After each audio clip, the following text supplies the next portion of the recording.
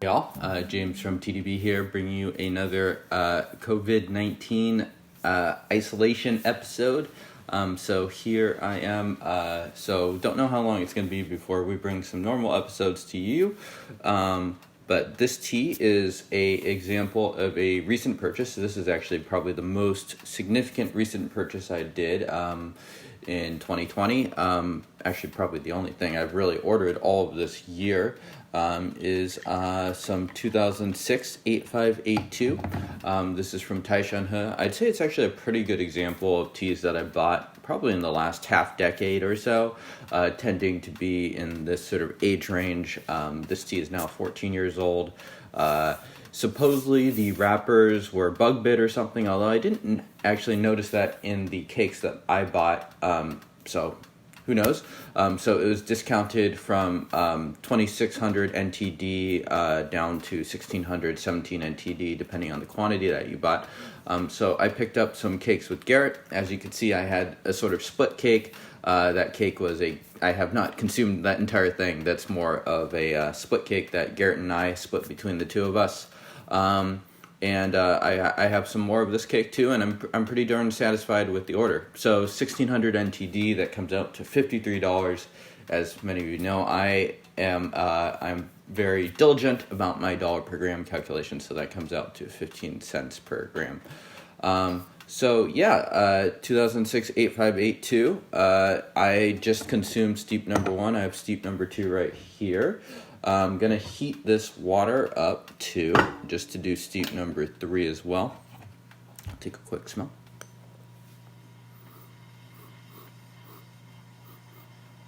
So one of the concerns I had with this tea, just because it was discounted, is that I was a little worried that the storage might just be a little bit variable. So usually when a tea is knocked down for the storage, it's probably because it's a little bit too wet. And so as someone that tends to be fairly friendly as far as the average tea drinker goes towards wetter storage, I thought this was an okay enough gamble. But really what I found was that the storage, in my opinion, is pretty moderate for Taiwan storage. You're definitely not going to trick anyone into thinking this is Kunming, but it's clean, it's tastes fine by my ways, and it still retains some of its bitterness, so I think it has some room to continue to age. So I'm just making steep number 3 here on camera with that freshly reboiled water, and here we go.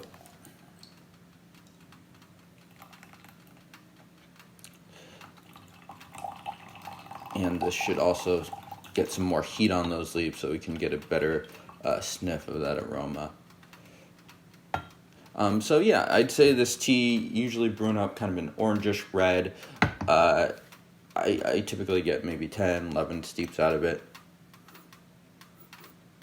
So for me, sort of a woody, slight fruit base to it. It also has some of this, Garrett likes to describe it as sort of like this baby poop stickiness to it. Maybe not the most appealing way to think about it, but I kind of get it. It's sort of a pectin-y, sort of like sticky sappiness to it that you can smell off the leaf. Sometimes you get it from pu'erh. I don't really know. To me, it seems fairly random when it shows up, but getting some in here. So cheers, guys.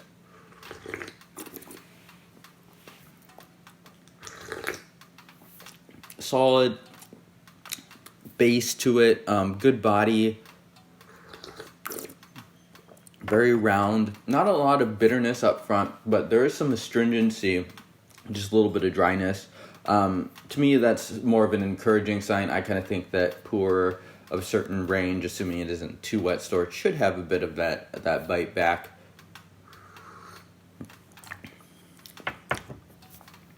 So getting some fruits, a little bit of wood. So similar to that aroma, it sort of veers into those fruits that are like sort of a step beyond stone fruits.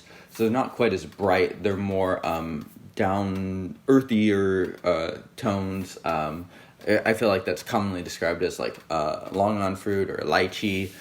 So some of those Chinese fruits Not getting a ton of dates, but that's another one that people will sometimes use to describe it. And so for me, this tea just really fits into a range of tea that I enjoy drinking. The storage puts it, so it's 14 years old, of course, but the storage puts it at a place where it's aged. And for me, that's an important thing if I'm going to drink it regularly. If this tea had been Kunming stored for 14 years, not so sure, even though it may actually command a higher price. Hard to say there. I'm not going to say that definitively or anything. But for me, I would rather drink the Taiwan natural stored or version such as this, because to me it's mellowed out a little bit of the rougher edges, a little bit softer, a little bit rounder, and smooth enough that I can really enjoy it at this range. Cheers.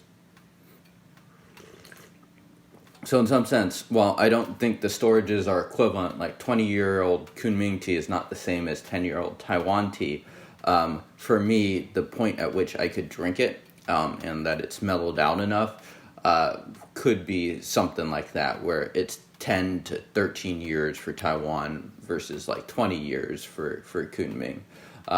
Those products, of course, being different, but the mellowing out enough that maybe similar in terms of my own, just being able to pass that speed test where it's something that I can fit it into my tea diet. This tea, I think I can safely say I could definitely drink this pretty regularly. I've had it a number of times since I got it earlier this year, so 7-8 times, something like that. Cheers.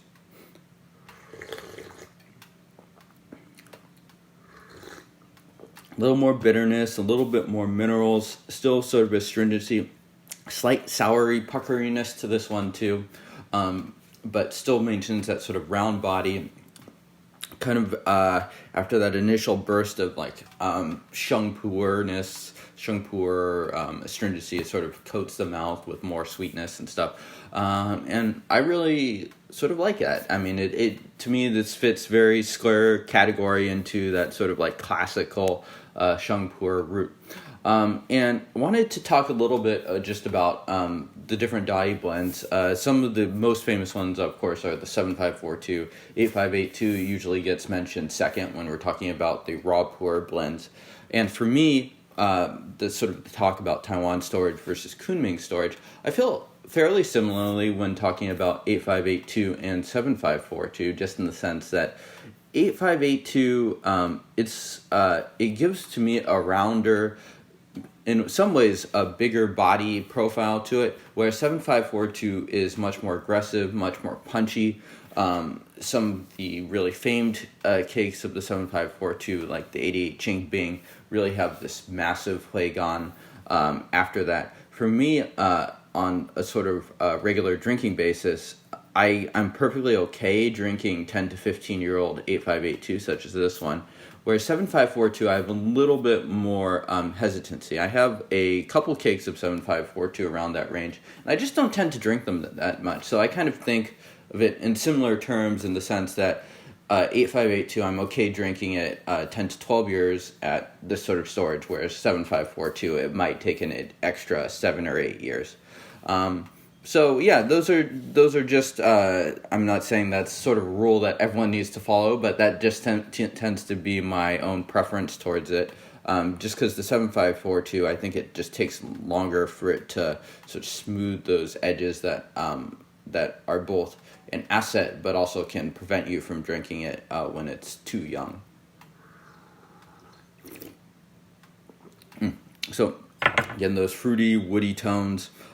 Pretty consistent tea, so we'll be sort of continuing to brew this out for future steeps. So yeah, I didn't really intend to buy this tea, but I thought it was a good deal for $1,600, so I ended up with a few cakes of it.